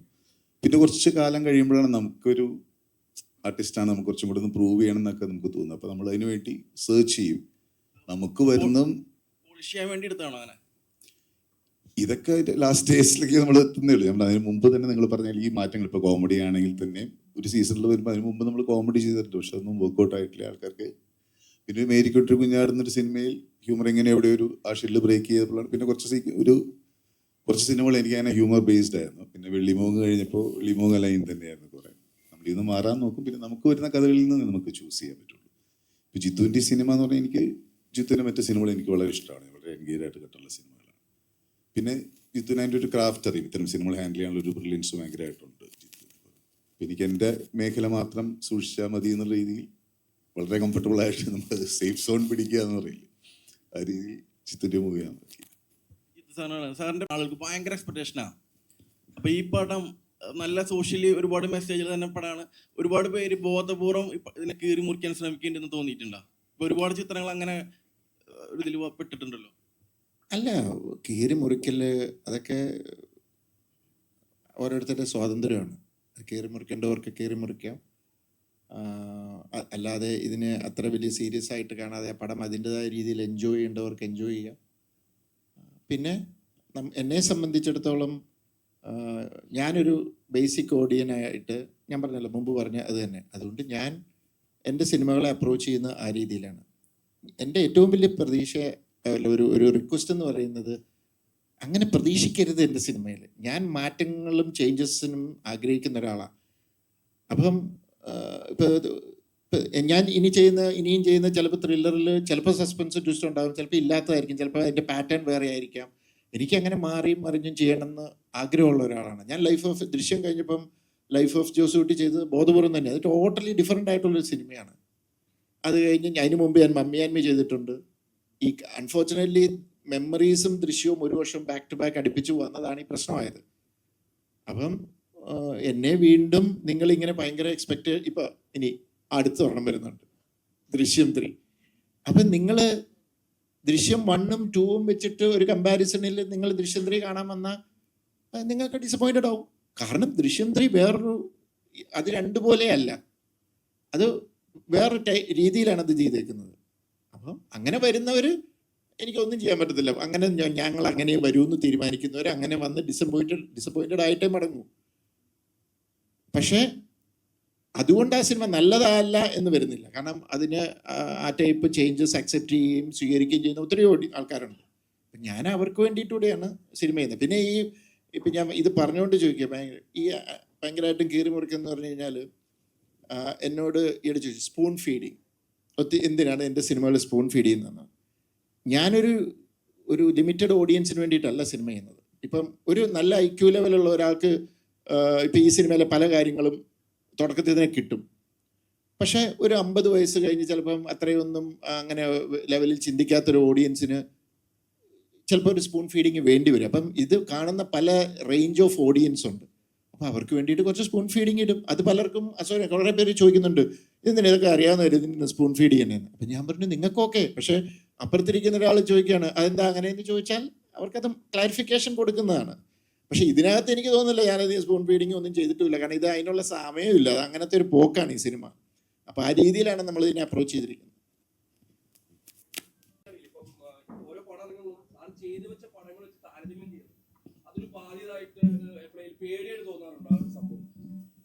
എൻ്റെ ഏറ്റവും വലിയ ഗുണം എന്നറിയോ, എനിക്ക് അങ്ങനെ ഒരു പേടിയില്ല. ഞാൻ സിനിമ ഇൻഡസ്ട്രി വന്നത് ഞാൻ എപ്പോഴും പറഞ്ഞു ഞാനൊരു റൈറ്റർ ഡയറക്ടറായിട്ടൊന്നും എനിക്ക് ഞാൻ സ്റ്റോറി ടെല്ലർ. ഞാൻ കഥകൾ പറയും. ആ കഥകൾ പറയാൻ ആഗ്രഹിക്കുന്നു, എൻ്റെതായ രീതിയിൽ കഥ പറയുന്നു, അത് കുറച്ച് എൻ്റർടൈൻ ചെയ്ത് കൊണ്ടുവന്ന് പറയും. അതുകൊണ്ട് തന്നെ ഞാൻ പറഞ്ഞു എന്നെ അധികം ആൾക്കാർ എന്നിൽ നിന്ന് അങ്ങനെ പ്രതീക്ഷ വേണ്ട. ഡിഫറെൻറ്റ് ഇപ്പം ഞാനിനി വേറെ 1-2 സബ്ജക്ട്സുകൾ പ്ലാൻ ചെയ്തിരിക്കുന്നതൊന്നും ത്രില്ലറേ അല്ല, വേറെ ടൈപ്പ് ജോണറുകളാണ്. ഇനി ഒരു പേടിയെ കുറിച്ചില്ല. ഞാൻ ഈ മരിക്കുന്നിടം വരെ ഇൻഡസ്ട്രി നിൽക്കണം എന്ന് ആഗ്രഹിച്ച് നിൽക്കുന്ന ഒരാളൊന്നുമല്ല. കുറച്ച് നാൾ കഴിയുമ്പോൾ നമ്മൾ ഔട്ട്ഡേറ്റഡ് ആയി കഴിഞ്ഞ് നമ്മളിത് കഴിഞ്ഞാൽ നമ്മൾ വേറെ പണിക്ക് പോകും. അല്ല ഇപ്പം ഞാൻ ബേസിക്കലി ഒരു കൃഷിക്കാരനായിട്ട് വന്നാവില്ല, പറമ്പിലിറങ്ങി കളിക്കാൻ പോകും. അതുകൊണ്ട് അങ്ങനത്തെ പേടിയൊന്നും എനിക്കില്ല. എനിക്ക് സിനിമ ചെയ്യുന്നത് ഇഷ്ടമാണ്, കഥ പറയുന്നത് ഇഷ്ടമാണ്. ഞാൻ എൻ്റെതായ രീതിയിൽ പറയുന്നു. ചിലർക്ക് അത് ഇഷ്ടപ്പെടും, ചിലർക്ക് അത് ഇഷ്ടപ്പെടുന്നില്ല. ഈയിടെ എന്നോട് കുറച്ച് പേര് ചോദിച്ചു താങ്കൾക്കെതിരെ പേഴ്സണലി ആരൊക്കെയോ അറ്റാക്ക് ചെയ്യുന്നു, അങ്ങനെ ചെയ്തു. ഞാൻ പിന്നെ അറ്റാക്ക് ചെയ്യുന്നവർ അറ്റാക്ക് ചെയ്യട്ടെ, അതൊന്നും എൻ്റെ പ്രശ്നമല്ല. കാരണം ഞാൻ ചെയ്യുന്നതെല്ലാം മാത്രമാണെന്നൊന്നും ഞാൻ ഒരിടത്തും അവകാശപ്പെടുന്നില്ല. ഒരു ദൃശ്യവും മെമ്മറീസും ചെയ്തു, അത് കഴിഞ്ഞപ്പോൾ തൊട്ട് ബെഞ്ച് മാർക്ക് വെച്ച് ആ ബെഞ്ചൊന്നും എടുത്ത് മാർക്ക് എടുത്തൊന്നും മാറ്റിയാരെ തന്നെ നമുക്ക് നല്ല രീതി വരുന്നത്. ഞാനത് പിന്നെ കുറച്ച് പേര് ചോദിച്ചു എന്തിനാണ് ഈ കൊച്ചു സിനിമകൾ ചെയ്യുന്നത്. എനിക്കിഷ്ടമാണ് കൊച്ചു സിനിമകൾ ചെയ്യുന്നത്. വളരെ എനിക്ക് കുട്ടികളുടെ സിനിമയൊക്കെ ചെയ്യണമെന്ന് ആഗ്രഹമുണ്ട്. അപ്പം ഒരു നല്ല സ്ക്രിപ്റ്റ് വർക്ക് ചെയ്തെടുക്കാൻ പറ്റാത്തതുകൊണ്ടാണ്. അപ്പം ഞാനങ്ങനെ പേടിക്കുന്ന ഒരാളൊന്നും. ഒരു കഥയും നല്ലൊരു സ്ക്രിപ്റ്റും ഉണ്ടെങ്കിൽ ഞാൻ ചെയ്യാൻ റെഡിയാണ്. അത് കിട്ടാത്തതുകൊണ്ടാണ്. അല്ലാതെ ഓക്കെ എന്നാൽ ഇനി അടുത്തത് അങ്ങനെ ഒരു പടം ചെയ്തേക്കാന്ന് പറഞ്ഞാൽ അങ്ങനെ നമുക്ക് പ്ലാൻ ചെയ്യാൻ പറ്റത്തില്ല. വരുന്ന കഥകളിൽ നല്ലത് നോക്കി നമ്മൾ സെലക്ട് ചെയ്ത് അങ്ങ് പോകുന്നു. പിന്നെ അത് കഴിയുന്നതും ത്രില്ലർ ആകാതിരിക്കാൻ നോക്കാറുണ്ട്. ചിലപ്പോൾ അത് നടക്കാറില്ല.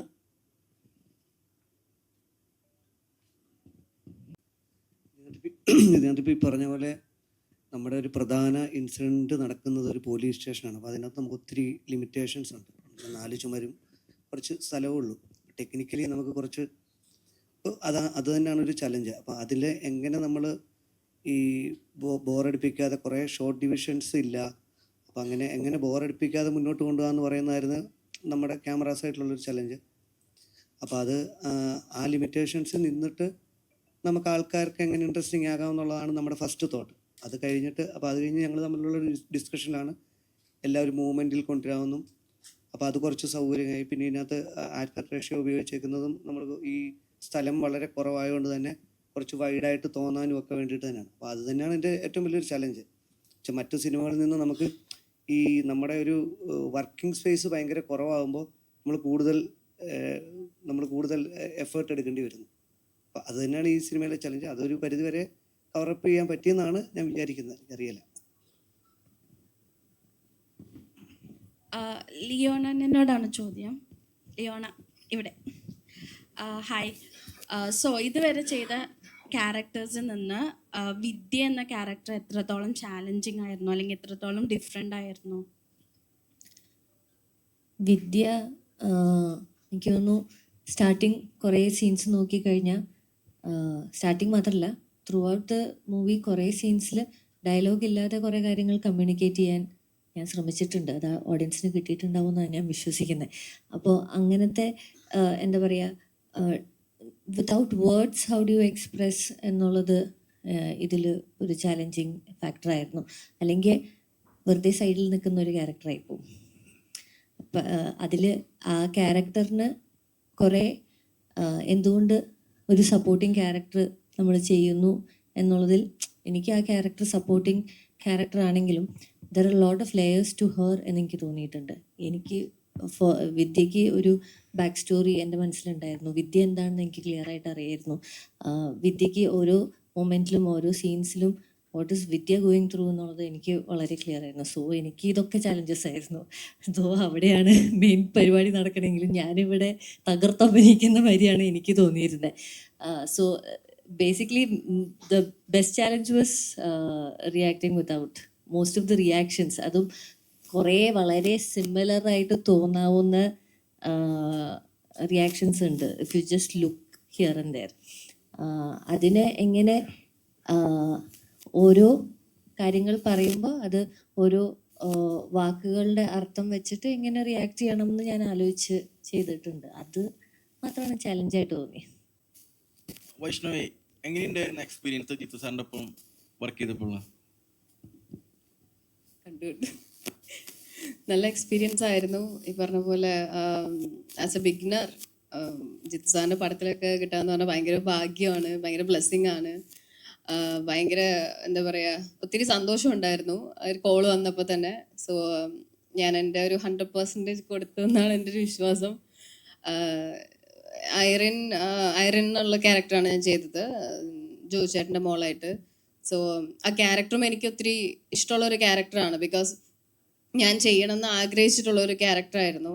കാരണം ഇപ്പോഴത്തെ ഒരു സൊസൈറ്റിയിൽ ഇപ്പോൾ എൻ്റെ ഏജൊക്കെ ഉള്ളൊരു ജനറേഷൻ വരുന്ന ഒരു ഐ മീൻ എൻ്റെ ജനറേഷനിൽ ഈ പറഞ്ഞ പോലെ സോഷ്യൽ കമ്മിറ്റ്മെൻറ്റ്സ് കുറവുള്ള ആൾക്കാരാണുള്ളത്, നമുക്കറിയാം. അതുകൊണ്ടാണ് ഇവിടെ ഒത്തിരി പ്രശ്നങ്ങളും കാര്യങ്ങളൊക്കെ നടക്കുന്നത്.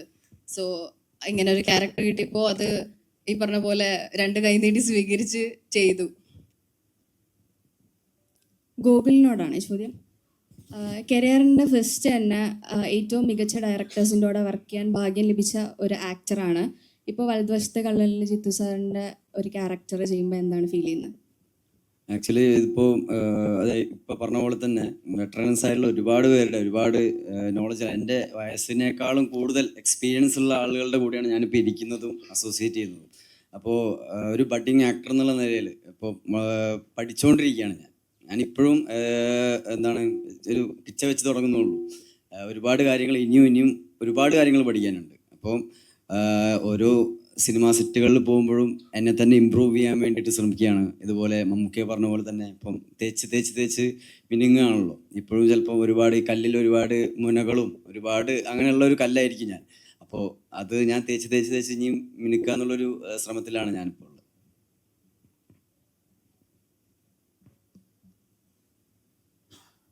ജിത്തു സർ ഒരു സിനിമയിൽ അസോസിയേറ്റ് ചെയ്ത നമുക്കെല്ലാവർക്കും അറിയാവുന്ന വലിയ പ്രൊഡ്യൂസറാണ് CJ റോയ്.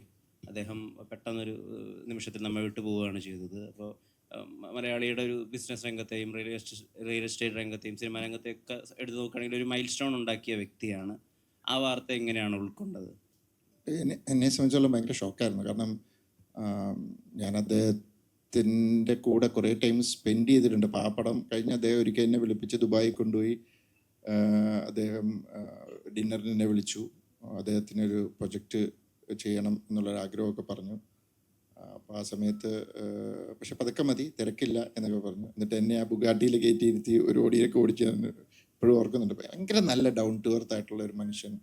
ഒത്തിരി എനിക്ക് പിന്നെ അല്ലാതെ അറിയാം ഒത്തിരി പേരെ സഹായിക്കുന്നതൊക്കെ. അപ്പോൾ ഇവിടെ പണ്ടൊക്കെ എറണാകുളത്ത് വരുമ്പോൾ എന്നെ വിളിക്കും. പിന്നെ അത് കഴിഞ്ഞ് പിന്നെ ടച്ചങ്ങ് വിട്ടുപോയി. ഞാനും ഈ ഓരോ പ്രൊജക്റ്റിലും തിരക്കിലുമായി പോയി. പക്ഷെ ഒരു നല്ലൊരു മനുഷ്യനായിരുന്നു. അത് ഭയങ്കര ഞാൻ ഞെട്ടിപ്പോയി ലേറ്ററിൽ. എന്നോടൊരാളിത് വിളിച്ചു പറഞ്ഞപ്പോൾ എനിക്ക് വിശ്വസിച്ചു. ഞാൻ TV വെച്ച് കഴിഞ്ഞപ്പോൾ ഇത് കണ്ടപ്പം എനിക്കിപ്പോഴും അതങ്ങ് ഉൾക്കൊള്ളാൻ പറ്റിയിട്ടില്ല. നമ്മൾ ചിലരുണ്ടല്ലോ, നമ്മൾ മരിച്ചു എന്ന് പറഞ്ഞാലും നമുക്ക് വിശ്വസിക്കാൻ പറ്റത്തില്ല, മരിച്ചിട്ടില്ല എന്ന് തോന്നുന്നു. അങ്ങനെ ഒരു ഫീലിങ്ങിലാണ്. എനിക്ക് ഇപ്പോഴും അക്സെപ്റ്റ് ചെയ്യാൻ പറ്റിയിട്ടില്ല. ഇപ്പം കേരളം ഈ പുതിയ വർഷം തുടങ്ങിയിട്ട് ഇപ്പം 2 ഞെട്ടിക്കുന്ന ആത്മഹത്യകളിലൂടെയൊക്കെയാണ് കടന്നു പോകുന്നത്. ആളുകൾ എന്താ പെട്ടെന്ന് ഇത്രയും മെൻ്റലി വീക്കായി പോകുന്നത്? അല്ലെങ്കിൽ അവരിങ്ങനൊരു ജീവൻ തന്നെ കളയാനൊരു തീരുമാനം എടുക്കുക, അതിനെ ആസ് എ ക്രിയേറ്റർ അല്ലെങ്കിൽ ഒരു സോഷ്യൽ ബീങ് എന്നുള്ള രീതിയിൽ ജിത്തു ജോസഫ് എങ്ങനെയാണ് മനസ്സിലാക്കുന്നത്? ഇപ്പം ഇതിനെക്കുറിച്ച് പല കാരണങ്ങളുണ്ടാവാം. ഒന്ന് സ്ട്രെസ്സ്. നമ്മുടെ പഴയ ഒരു കാലഘട്ടത്തിലെ ആൾക്കാർക്കൊക്കെ കുറച്ചുകൂടി ഒരു പ്രശ്നങ്ങളെ ഫേസ് ചെയ്യാനുള്ളൊരു കോൺഫിഡൻസും ഇതുകൊണ്ട്. കാരണം പ്രശ്നങ്ങളിലൂടെ വളർന്നു. പിന്നെ സിബ്ലിങ്സ് ഉണ്ട്. അവരുമായിട്ട് അടിച്ച് കളിച്ച് വളർന്നു. ഇത് ഷെയർ ചെയ്യാൻ ആൾക്കാരുണ്ട്. ഇപ്പം ഈ അതിൻ്റെ എണ്ണം കുറഞ്ഞു, സിബ്ലിങ്സിൻ്റെ എണ്ണം കുറഞ്ഞു. പിന്നെ ഒരു ആവശ്യമില്ലാത്ത ദുരഭിമാനം എന്നൊക്കെ പറയും ചിലർക്കൊരു നല്ലൊരു ക്ലീൻ ഇമേജിൽ പോയിക്കൊണ്ടിരിക്കുന്ന ഒരാളെ സംബന്ധിച്ചുള്ള ഈയിടെ ഉണ്ടായതാണ്.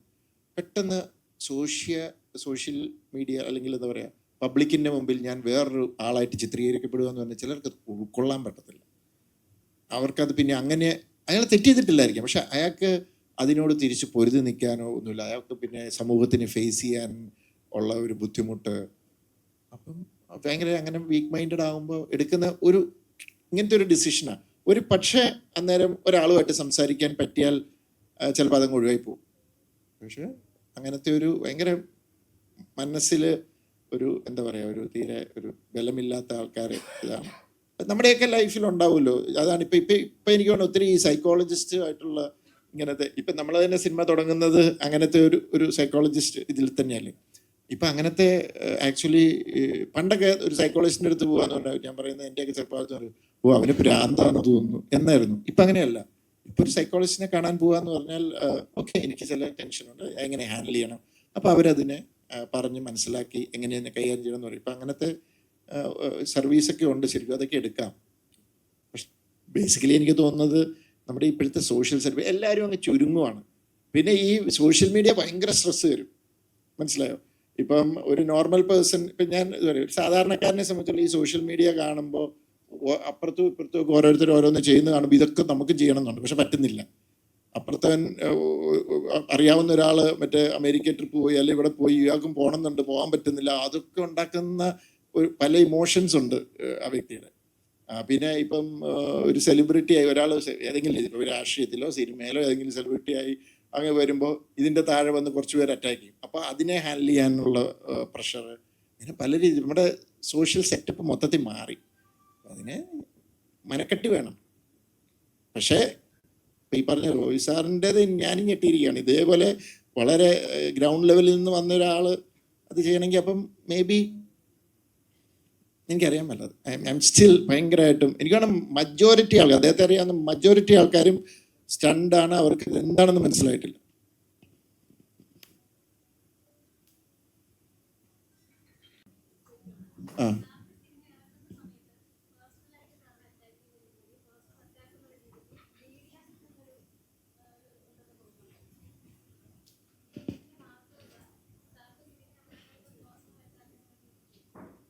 ആക്ച്വലി എനിക്ക് കുറച്ച് നാൾ മുമ്പ് എനിക്ക് ഒന്നാമത് ഈ സോഷ്യൽ മീഡിയയെക്കുറിച്ചൊന്നും എനിക്ക് വലിയ ധാരണയില്ല. അതായത് എന്നെ പേഴ്സണലി അറ്റാക്ക് ചെയ്യുന്നുണ്ടെന്നല്ലേ ചോദ്യം? സിനിമ ഇറങ്ങുമ്പോൾ അല്ല, മീഡിയാസ് എന്നല്ല, ഈ സോഷ്യൽ മീഡിയ എന്നാണ് ഉദ്ദേശിച്ചത്. എനിക്കൊരു കുറച്ച് നാളും ഞാൻ ഈ സോഷ്യൽ മീഡിയ വലിയ ആക്റ്റീവ് അല്ല. ഞാൻ വല്ലപ്പോഴും നമ്മുടെ ഫാമിലിയുടെ അങ്ങനെ എന്തെങ്കിലുമൊക്കെ നോക്കുന്നൊന്നുമല്ലാതെ പിന്നെ എനിക്കൊരു ഹാൻഡലർ ഇല്ല. ഞാൻ തന്നെ എൻ്റെ ഇൻസ്റ്റാഗ്രാം നോക്കുന്നത്. അപ്പം പിന്നെ യൂട്യൂബിലൊക്കെ ഞാൻ കാണുന്നത് മുഴുവൻ മറ്റേ കോമഡി പ്രോഗ്രാംസും അതും ഇതുമൊക്കെ. അപ്പോൾ കുറച്ച് നാൾ മുമ്പ് വരെ ഇങ്ങനെ നെഗറ്റീവ്സും ഇതൊക്കെ ഇങ്ങനെയൊക്കെ വന്നപ്പം കുറച്ച് ന്യൂസുകളൊക്കെ വന്നപ്പോൾ ഞാൻ ഓർത്തത് എന്താ ഇതെന്ന് വെച്ചപ്പം എൻ്റെ കൂടെ വർക്ക് ചെയ്യുന്ന ചെറുപ്പക്കാരായ പിള്ളേരുണ്ട്. അവരെ എന്നോട് പറഞ്ഞ് മനസ്സിലാക്കി തന്നു, അവരത് കാണിച്ചു തന്നു. അപ്പോൾ അവരെന്നെ കാണിച്ചു തരുമ്പോൾ അതിൻ്റെ ഐക്കോണിൽ ഞെക്കുമ്പോൾ ഐക്കോണിൽ ഇങ്ങനെ നോക്കുമ്പോൾ അതിനകത്ത് വേറെ പോസ്റ്റൊന്നുമില്ല, ചുമ്മാ ഒരു അക്കൗണ്ട് മാത്രമാണ്, വേറെ വീഡിയോസ് ഒന്നുമില്ല. അവർ പറഞ്ഞു സാറേ ഇത് ആരോ ഒരാൾ ഫേക്കായിട്ട് ഉണ്ടാക്കിയിരിക്കുന്ന ഒരു ഐഡിയ ആണ്, ഇത് ഇങ്ങനെ പർപ്പസിനാണ്, ഇതിങ്ങനെ ഉണ്ട് എന്ന് പറഞ്ഞു. അപ്പം ഞാൻ നോക്കിയപ്പോൾ അത് ഞാൻ മാത്രമല്ല, ഇതുപോലത്തെ വേറെ ഫിലിം മേക്കേഴ്സ്, വേറെ ആക്ടേഴ്സ്, പൊളിറ്റീഷ്യൻസ് എല്ലാവരും. ഇപ്പം സോഷ്യൽ മീഡിയയുടെ വലിയൊരു പ്രശ്നം അതാണ്. നമുക്ക് ഒളിഞ്ഞിരുന്ന് ഒരാൾക്ക് തന്നെ പല ഉണ്ടാക്കിയിട്ട് നമുക്ക് ഒരാളെക്കുറിച്ച് ഫേക്കായിട്ട് പറയാം. അത് ഇവിടെ ഇരുന്ന് ചെയ്യാം, എബ്രോഡ് ഇരുന്ന് ചെയ്യാം. അപ്പം അത് ഈസിയാണ്. അപ്പം ഇപ്പം ഈ പറഞ്ഞ ഇതൊക്കെ ആയിട്ട് കണക്ട് ചെയ്ത് കഴിഞ്ഞാൽ ഇതൊക്കെ സോഷ്യൽ മീഡിയ ഒക്കെ ഇപ്പോഴത്തെ ആൾക്കാരുടെ ഒരു വലിയ സ്ട്രെസ്സാണ്. പ്രത്യേകിച്ചും ഇങ്ങനെ ഇപ്പം നമ്മളെക്കുറിച്ച് ഒരാൾ നമ്മൾ ഇന്നേ വരെ എന്താ പറയുക, നമ്മൾ ഒരിക്കലും വിചാരിക്കാത്ത രീതിയിൽ കാര്യങ്ങൾ ഇൻ്റർപ്രറ്റ് ചെയ്ത് പറയുക, അല്ലെങ്കിൽ നമ്മളെ ഭയങ്കര മോശക്കാരനായിട്ട് ചിത്രീകരിച്ച് പറയുക, അല്ലെങ്കിൽ നീ ഇങ്ങനെയാണെന്ന് കുറേ പറഞ്ഞു കഴിയുമ്പോൾ നമുക്കത് ഫീൽ ചെയ്യും, നമ്മൾ തളരും എന്നൊക്കെയാണ്. പക്ഷെ എന്നെ സംബന്ധിച്ചിടത്തോളം എനിക്കതൊന്നും പ്രശ്നമില്ല. കാരണം ലൈഫിൽ ചലഞ്ചസ് ഉണ്ടാവും, പ്രൊഫഷണലി നമ്മൾ പോകുമ്പോൾ എതിരുകളുണ്ടാവും, നമ്മളെ സപ്പോർട്ട് ചെയ്യുന്നവരുണ്ടാവും, കല്ലെറിയാൻ ആളുണ്ടാവും. അതൊക്കെ ഇതിൻ്റെ ഭാഗമാണ്. എന്നെ സംബന്ധിച്ചിടത്തോളം ഞാൻ ഏറ്റവും വലിയ ഭാഗ്യം എന്ന് പറയുന്നത് ഞാൻ വന്നത് ഒരു താഴെ എന്താ പറയുക ഒരു കർഷക കുടുംബത്തിൽ നിന്നാണ്. അപ്പം നമ്മൾ ആ ഒരു ജീവിതത്തിലെല്ലാം കണ്ടു വന്നിട്ടുള്ള ഒരാളായതുകൊണ്ട് ഇതൊന്നും പ്രശ്നമല്ല. This part of the game. ഞാൻ അങ്ങനെ ഇതിനെ എടുക്കുന്നുള്ളൂ. അപ്പം ഈ സിനിമ ഇറങ്ങിയപ്പോഴും കുറച്ച് പേര് നമുക്ക് കാണും പറയാതാന്ന്. നമ്മൾ അതിനെക്കുറിച്ച് ബോധേടല്ല. നമുക്ക് നല്ല ജെന്യുവൻ ആയിട്ടുള്ള ക്രിറ്റിസിസം വരുമ്പോൾ അത് നമുക്ക് ഗുണകരമാക്കി എങ്ങനെ എടുക്കാം എന്നുള്ളത് ഞാൻ എപ്പോഴും നോക്കാറുണ്ട്. കാരണം അതിൽ നിന്ന് അഡ്വാൻറ്റേജ് എടുക്കുക എന്നുള്ളതാണ്. എല്ലാത്തിൽ നിന്നും നമ്മൾക്ക് അഡ്വാൻറ്റേജസ് ആയിട്ട് എടുക്കുക, മറ്റേതങ്ങ് ഇഗ്നോർ ചെയ്യുക, മൈൻഡ് ചെയ്യാതിരിക്കുക, അത്രേ ഉള്ളൂ.